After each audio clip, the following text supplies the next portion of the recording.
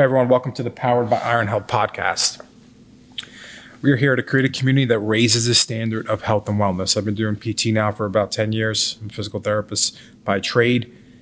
I'm seeing slowly the medical field getting taken over by big businesses, by venture capitalists, and we're trying to change that. We're trying to raise a community that raises the standard of health and wellness, because if you're not raising the standard, we're not raising the standard, no one is, and it's just going to go to crap.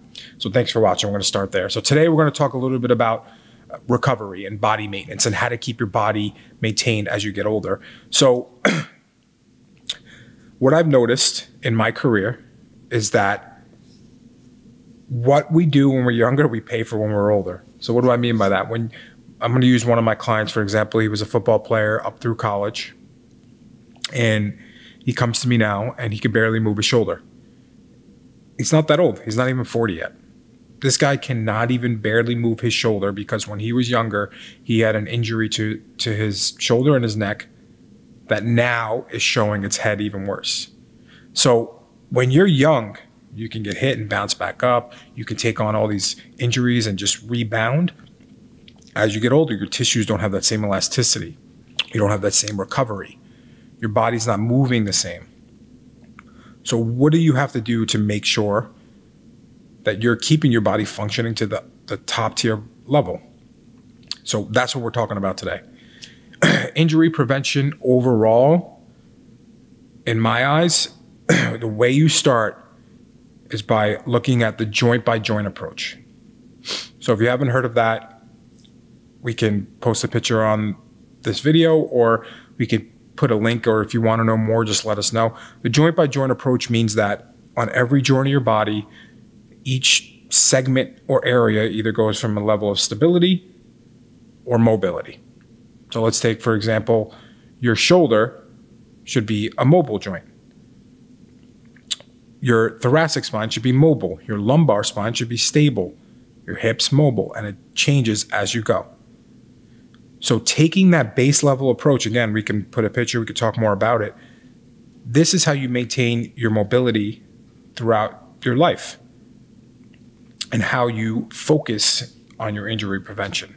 So your base level one, you go to the joint by joint approach, you work on the joints that need to be mobile, and you stabilize the joints that need to be stable. By keeping them fluid and moving, your body should stay healthy throughout the process. Now that's a base level, ground zero, of do-it-yourself type of modality. We can dive into each specific exercise as needed on that area.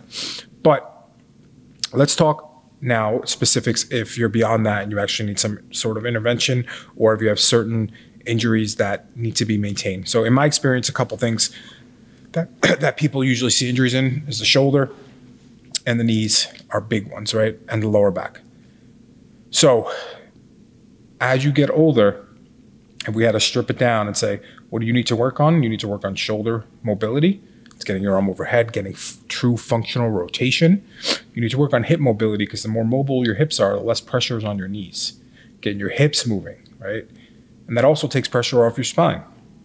So just incorporating two basic things, shoulder and hips, getting those mobility programs going, you can drastically decrease your risk of having aches and pains as you get older. If you have already aches and pains, you should be seeing someone for that.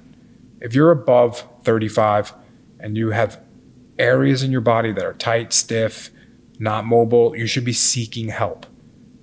You should be on a program with either a massage therapist, a physical therapist, a chiropractor, whoever you like, whether it's twice a month, once a month, where they're looking at your body and they're tuning it up and they're getting your tissues to move and elongate it the way they should. They're taking pressure off certain joints that shouldn't be there.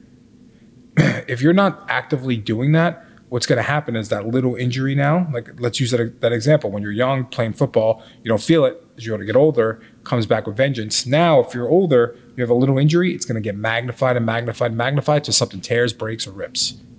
So you need to have an active recovery program. You also should be doing some sort of cold plunge or sauna or something where your body is going under a stress response so you can recover a lot faster.